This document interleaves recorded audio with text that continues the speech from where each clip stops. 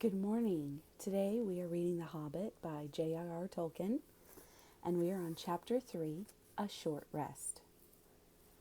They did not sing or tell stories that day, even though the weather improved, nor the next day, nor the day after. They had begun to feel that danger was not far away on either side.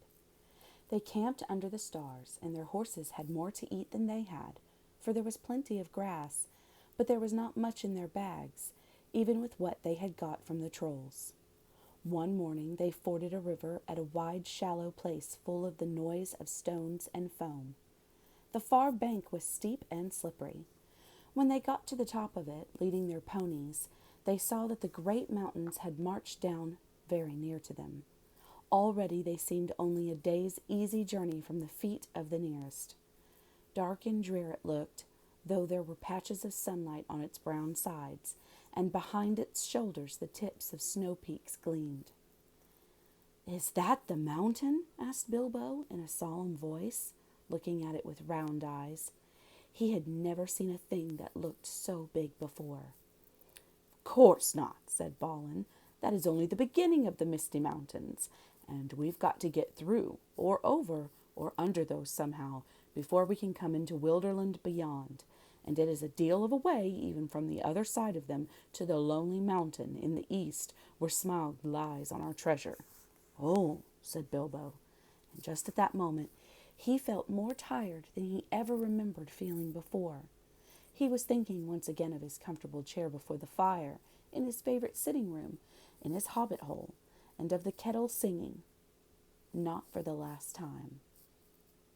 Now Gandalf led the way. "We must not miss the road, or we shall be done for," he said. "We need food for one thing, and rest, in reasonable safety. Also, it is very necessary to tackle the Misty Mountains by the proper path, or else you will get lost in them and have to come back and start at the beginning, if you ever get back at all." They asked him where he was making for, and he answered, "You are come to the very edge of the wild, as some of you may know. Hidden somewhere ahead of us is the fair valley of Rivendell, where Elrond lives in the last homely house. I sent a message by my friends, and we are expected." That sounded nice and comforting, but they had not got there yet, and it was not so easy as it sounds to find the last homely house west of the mountains. There seemed to be no trees and no valleys and no hills to break the ground in front of them. Only one vast slope going slowly up and up to meet the feet of the nearest mountain. A wide land the color of heather and crumbling rock, with patches and slashes of grass green and moss green showing where water might be. Morning passed, afternoon came, but in all the silent waste there was no sign of any dwelling. They were growing anxious, for they saw now that the house might be hidden almost anywhere between them and the mountains.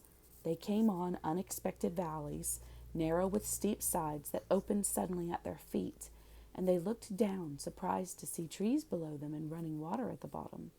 There were gullies that they could almost leap over, but very deep with waterfalls in them. There were dark ravines that one could neither jump over nor climb into. There were bogs, some of them green, pleasant places to look at, with flowers growing bright and tall, but a pony that walked there with a pack on its back would never have come out again. It was indeed a much wider land from the ford to the mountains than ever you would have guessed. Bilbo was astonished. The only path was marked with white stones, some of which were small, and others were half covered with moss or heather. Altogether, it was a very slow business following the track, even guided by Gandalf, who seemed to know his way about it pretty well. His head and beard wagged this way and that as he looked for the stones, and they followed his lead, but they seemed no nearer to the end of the search when the day began to fail. Tea-time had long gone by, and it seemed supper-time would soon do the same. There were moths fluttering about, and the light became very dim, for the moon had not risen. Bilbo's pony began to stumble over roots and stones. They came to the edge of a steep fall in the ground so suddenly that Gandalf's horse nearly slipped down the slope. "Here at last!" he called, and the others gathered round him and looked over the edge. They saw a valley far below. They could hear the voice of hurrying water in a rocky bed at the bottom. The scent of trees was in the air, and there was a light on the valley side across the water. Bilbo never forgot the way they slithered and slipped in the dusk down the steep zigzag path into the secret valley of Rivendell. The air grew warmer as they got lower, and the smell of the pine trees made him drowsy, so that every now and again he nodded and nearly fell off or bumped his nose on the pony's neck. Their spirits rose as they went down and down. The trees changed to beech and oak, and there was a comfortable feeling in the twilight. The last green had almost faded out of the grass when they came at length to an open glade not far above the banks of the stream. Smells like elves, thought Bilbo, and he looked up at the stars. They were burning bright and blue. Just then there came a burst of song like laughter in the trees. "Oi! What are you doing and where are you going? Your ponies need shoeing. The river is flowing. Oh! Tra-la-la-lally here down in the valley. Oi! What are you seeking and where are you making? The faggots are reeking, the bannocks are baking. Oh, trilla-la-lally, the valley is jolly. Ha ha ha ha! Oi, where are you going with beards all a-wagging? No knowing what brings Mr. Baggins and ballin' and dwellin' down into the valley in June. Ha ha ha ha! Oi, will you be staying or will you be flying? Your ponies are straying, the daylight is dying. To fly would be folly, to stay would be jolly. And listen and hark till the end of the dark to our tune. Ha ha! So they laughed and sang in the trees. And pretty fair nonsense, I dare say you think.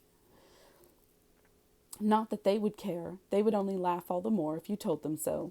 For they were elves, of course. Soon Bilbo caught glimpses of them as the darkness deepened. He loved elves, though he seldom met them, but he was a little frightened of them, too. Dwarves don't get on well with them. Even decent enough dwarves like Thorin and his friends think them foolish, which is a very foolish thing to think.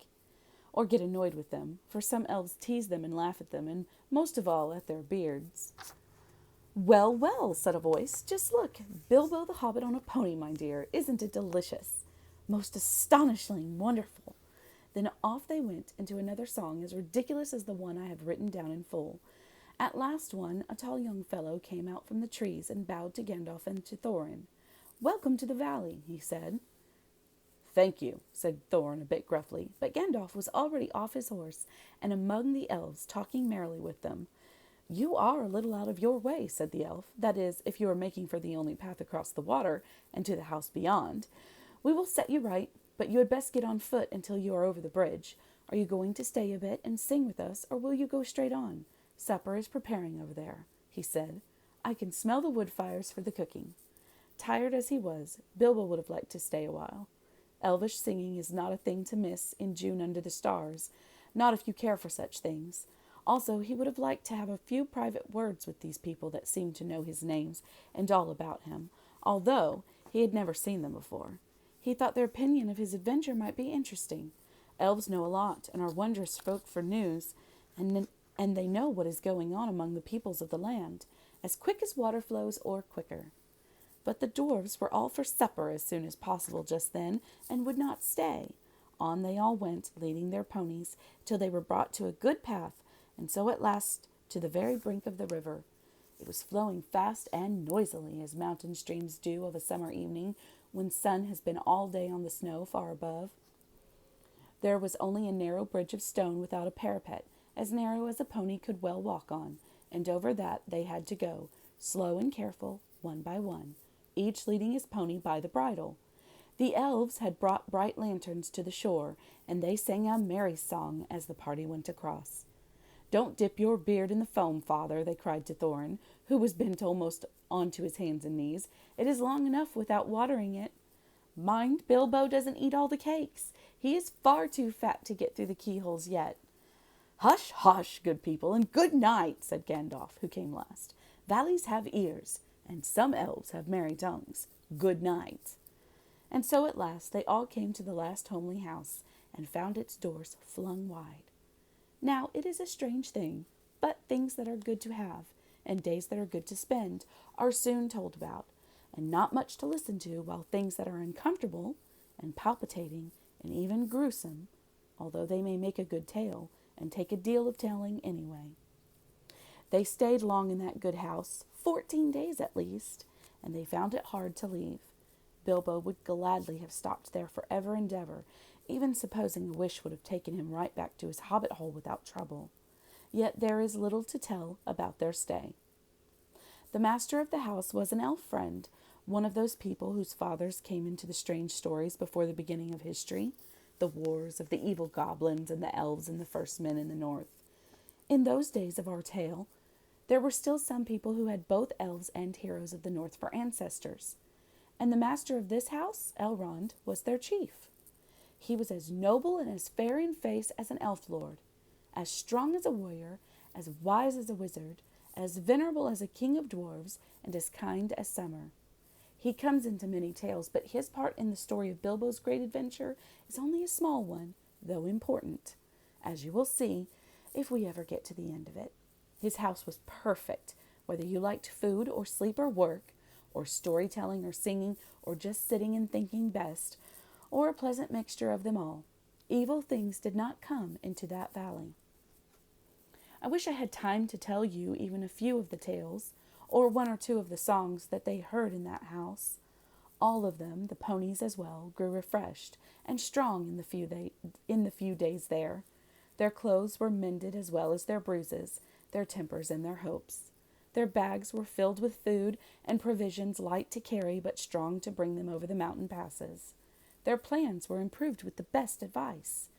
So the time came to Midsummer Eve, and they were to go on again, with the early sun on midsummer morning. Elrond knew all about runes of every kind.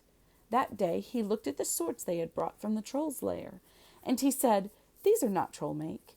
These are old swords, very old swords, of the high elves of the west, my kin. They were made in Gondolin for the goblin wars. They must have come from a dragon's horde, or goblin plunder, for dragons and goblins destroyed that city many years ago. This, Thorin, the runes named Orcrist, the goblin cleaver, in the ancient tongue of Gondolin. It was a famous blade. This, Gandalf, was Glamdring, Foehammer, that the king of Gondolin once wore. Keep them well." "Whence did the trolls get them, I wonder?" asked Thorin, looking at his sword with renewed interest. "I could not say," said Elrond, "but one may guess that your trolls had plundered other plunderers, or come on the remnants of old robberies in some hold in the mountains. I have heard that there are still forgotten treasures of old to be found in the deserted caverns of the mines of Moria since the dwarf and goblin war." Thorin pondered these words. "I will keep this sword in honor. May it soon cleave goblins once again," he said. "A wish that is likely to be granted soon enough in the mountains," said Elrond. "But show me now this map." He took it and gazed long at it, and he shook his head, for he did not altogether approve of dwarves and their love of gold. He hated dragons and their cruel wickedness, and he grieved to remember the ruin of the town of Dale and its merry bells, and the burned banks of the bright river running. The moon was shining in a broad silver crescent. He held up the map, and the white light shone through it. "What is this?" he said. There are moon letters here, beside the plain runes, which say 5 feet high, the door, and 3 may walk abreast." "What are moon letters?" asked the hobbit, full of excitement, for he loved maps, as I have told you before, and he also liked runes and letters and cunning writing, though when he wrote himself it was a bit thin and spidery. "Moon letters are rune letters, but you cannot see them," said Elrond. "Not when you look straight at them. They can only be seen when the moon shines behind them, and what is more, with the more cunning sort, it must be a moon of the same shape and season as the day when they were written. The dwarves invented them and wrote them with silver pens, as your friends could tell you. These must have been written on a midsummer's eve in a crescent moon a long while ago." "What do they say?" asked Gandalf and Thorin together, a bit vexed, perhaps, that even Elrond should have found this out first, though really there had not been a chance before, and there would not have been another until goodness knows when. "Stand by the grey stone when the thrush knocks," read Elrond, "and the setting sun with the last light of Durin's day will shine upon the keyhole." "Durin, Durin," said Thorin. "He was the father of the fathers of the eldest race of dwarves, the Longbeards, and my first ancestor. I am his heir." "Then what is Durin's day?" asked Elrond. "The first day of the dwarves' new year," said Thorin, "is all we should is as all should know the first day of the last moon of autumn on the threshold of winter. We still call it Durin's Day, when the last moon of autumn and the sun are in the sky together. But this will not help us much, I fear, for it passes our skill in these days to guess when such a time will come again. That remains to be seen, said Gandalf. Is there any more writing? None to be seen by this moon, said Elrond. And he gave the map back to Thorin, and then they went down to the water to see the elves dance and sing upon the Midsummer's Eve. The next morning was a midsummer's morning, as fair and fresh as could be dreamed, blue sky and never a cloud, and the sun dancing on the water. Now they rode away amid songs of farewell and good speed, with their hearts ready for more adventure, and with a knowledge of the road they must follow over the misty mountains to the land beyond.